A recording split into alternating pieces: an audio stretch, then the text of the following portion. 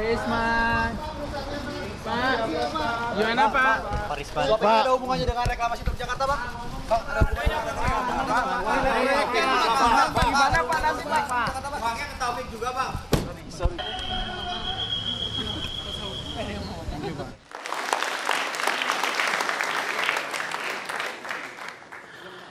Pemirsa, masih bersama Indonesia Lawyers Club. KPK sekali tepuk banyak nyawa. Sekarang giliran Ibu Susi Pujiastuti.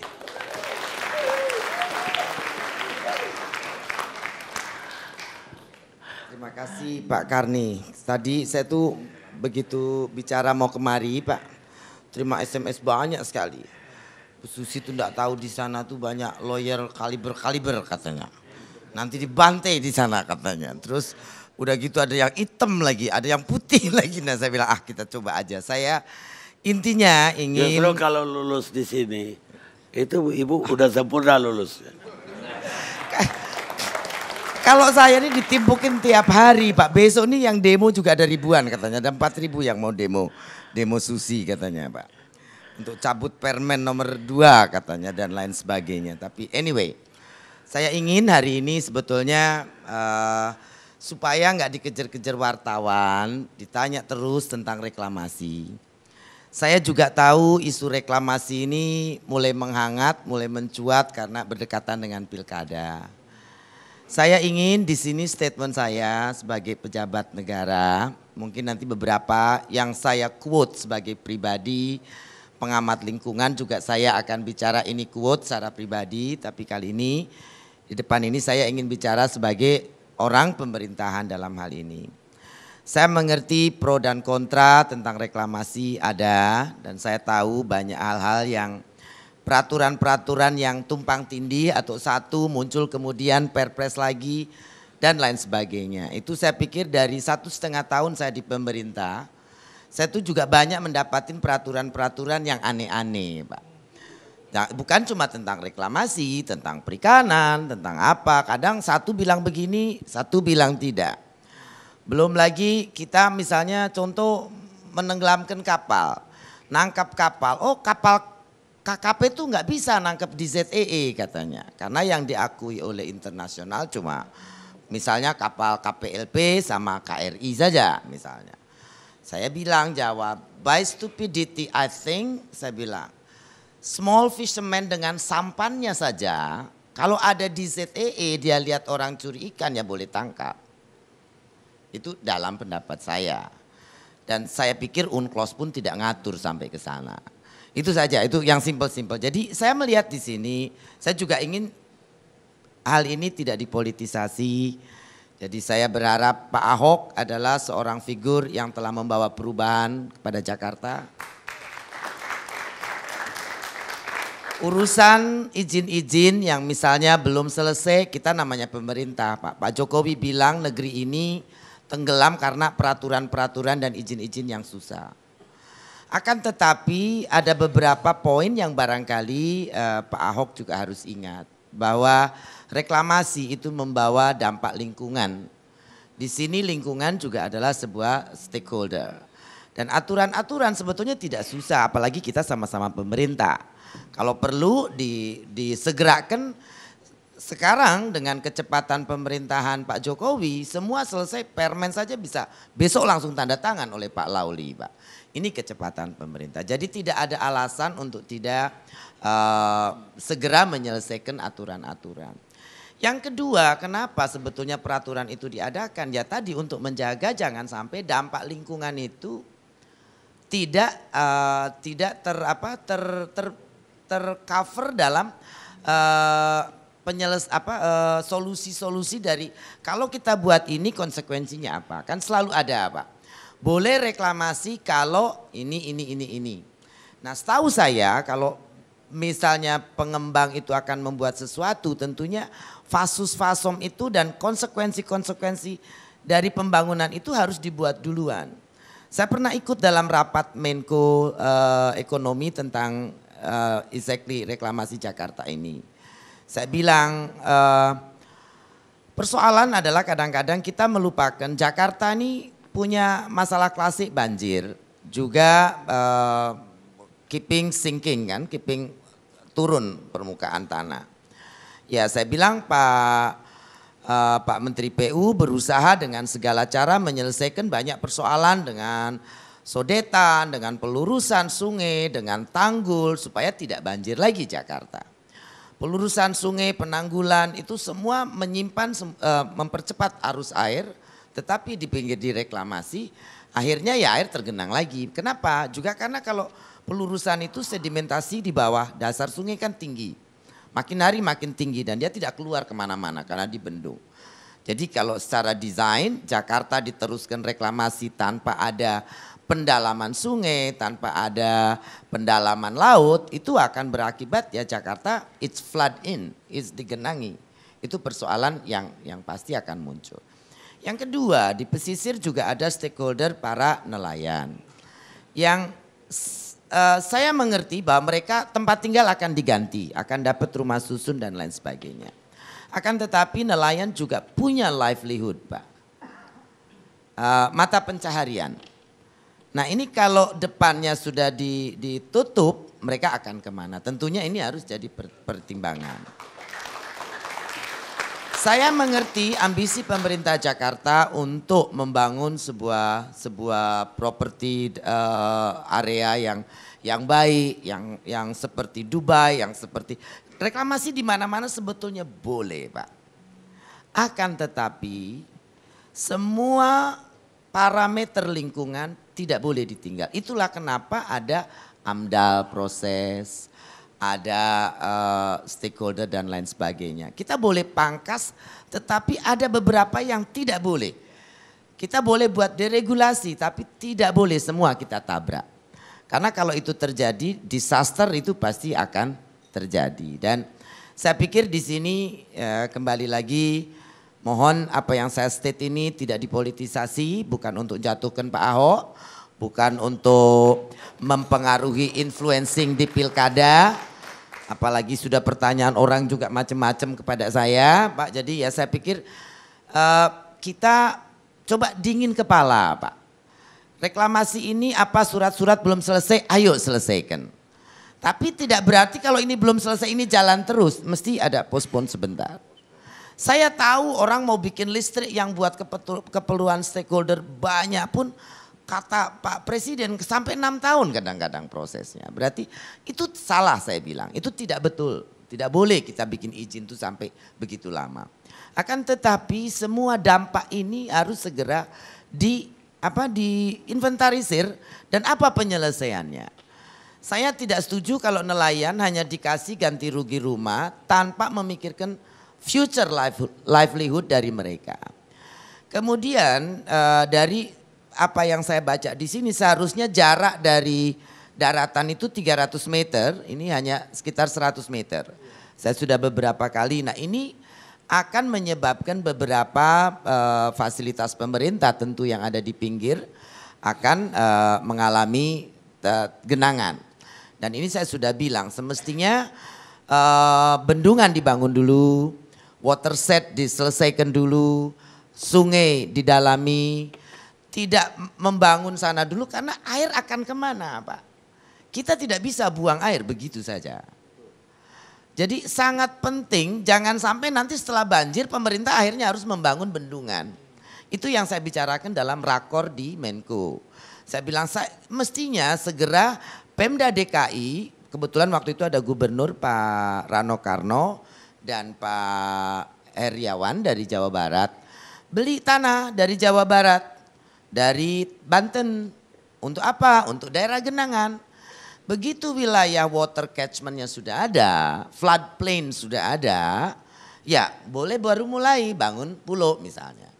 Saya pikir kalau semua ketentuan ini tidak dilanggar, tidak ditabrak, ambisi untuk membuat sebuah pulau NCID project is a good ambition, Pak. Dan saya pikir Jakarta sudah saatnya punya proyek seperti itu. Tetapi bukan berarti kita melupakan stakeholder yang ada di situ.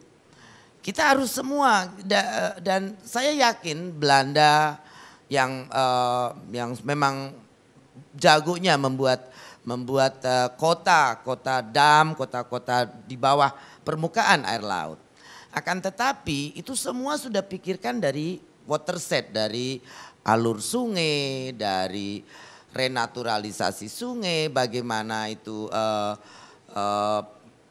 dasnya daerah aliran sungai, kemudian sungainya didalamin. Padahal saya dengar contohnya Muara Gembong itu di situ sungainya muaranya sampai dangkal. Nelayan keluar masuk pun susah. Nah mestinya kalau kita komprehensif memikirkan itu daripada menghilangkan pulau di tempat lain Mbak. Untuk pengurukan ya ambil dari muara-muara seperti itu. Nah ini saya sih pikir kita penting untuk duduk bersama. Saya tahu Pak Ahok juga orang sangat tidak sabaran. Saya juga sama Pak. Satu hal saya tidak bisa tuh untuk sabar Pak. Something I cannot do is being patient Pak Karni. Tidak bisa saya.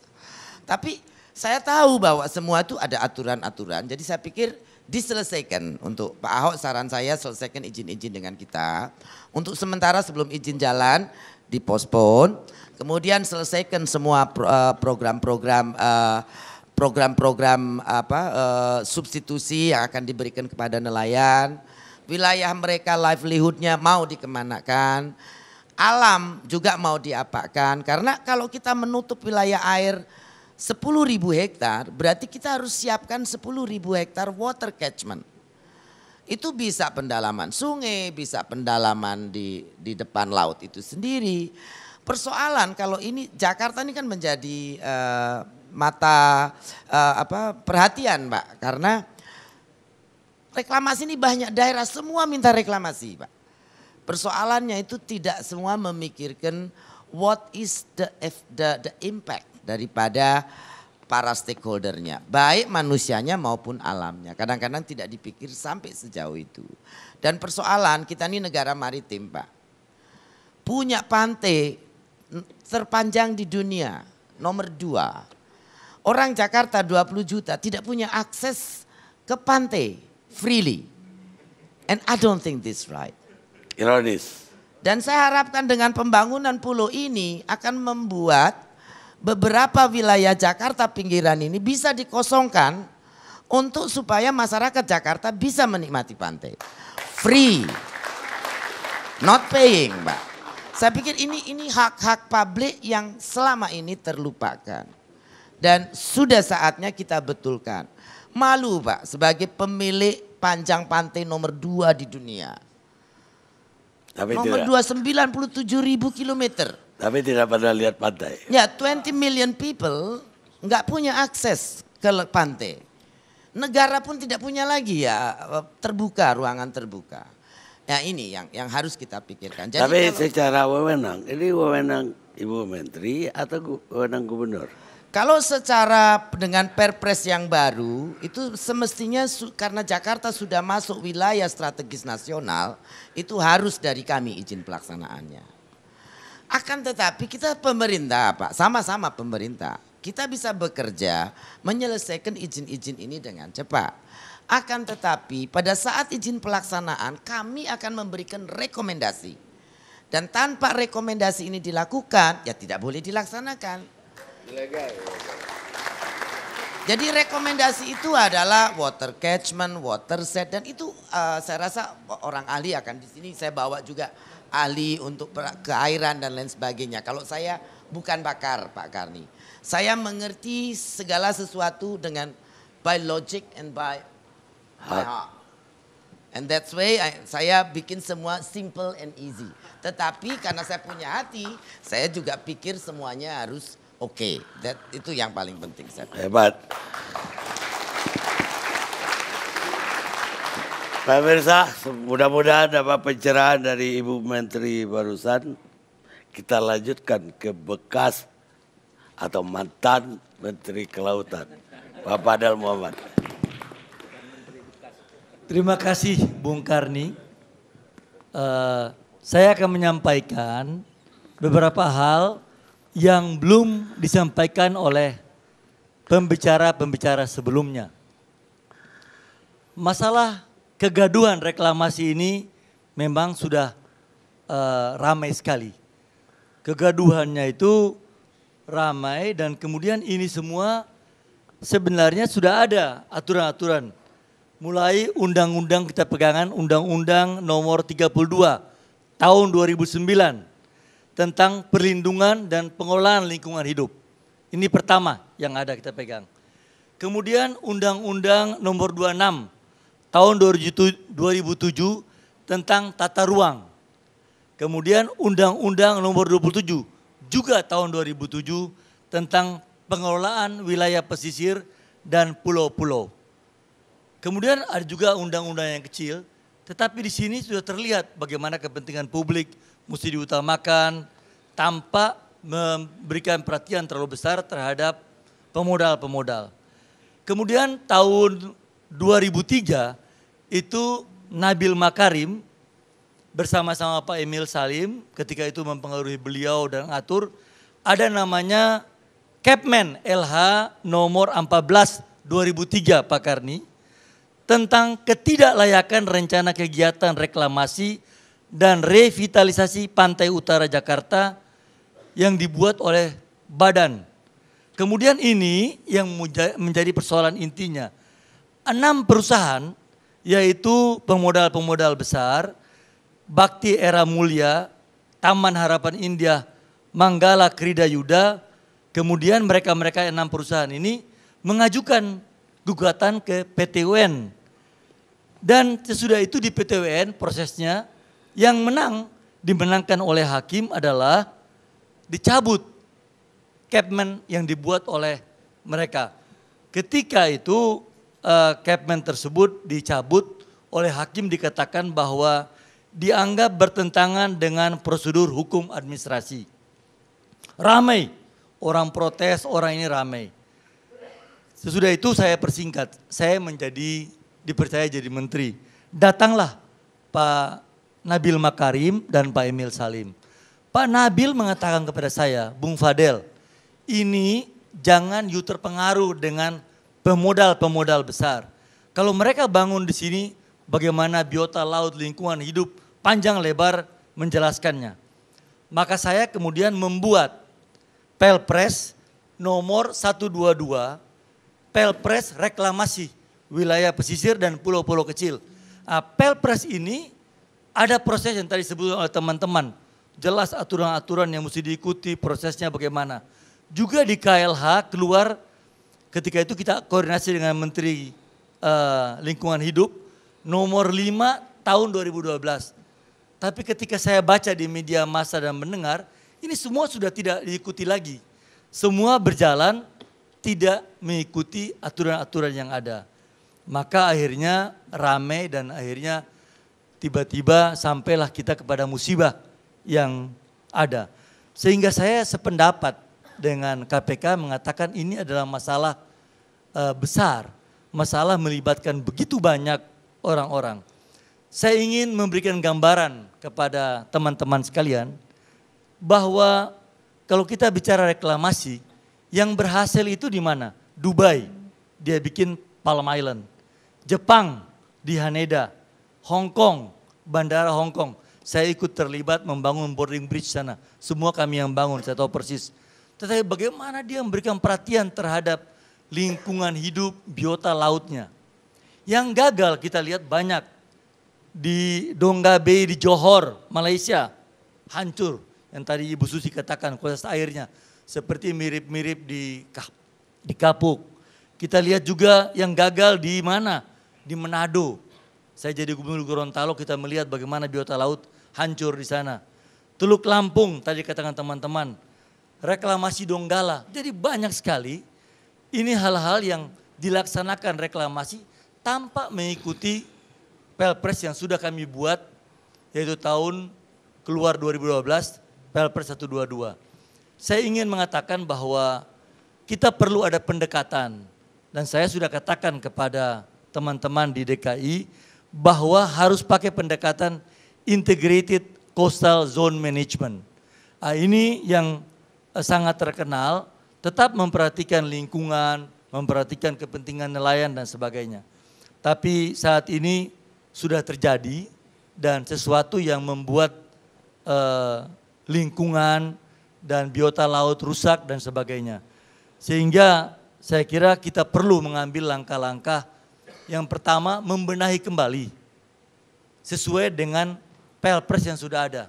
Dan harus mengutamakan kepentingan nelayan, biota laut dan sebagainya. Saya kira ini paling penting, Saudara Karni. Dan saya ingin mengakhiri penyampaian saya. Saya melihat bahwa banyak dewasa ini yang terjadi adalah kepentingan publik itu sudah mulai tergeser oleh kepentingan-kepentingan pemodal-pemodal besar. Terima kasih. Wassalamualaikum warahmatullahi wabarakatuh. Pemirsa, dari penjelasan dari Menteri Kelautan tadi dan juga mantan Menteri Kelautan, saya menarik sebuah kalimat dari filosof Amerika. Suatu pemerintah yang hanya melindungi korporasi atau bisnis, dia akan jatuh segera oleh korupsi dan kebusukannya sendiri. Amos Alcott, filosof Amerika. Kita lihat sejarah.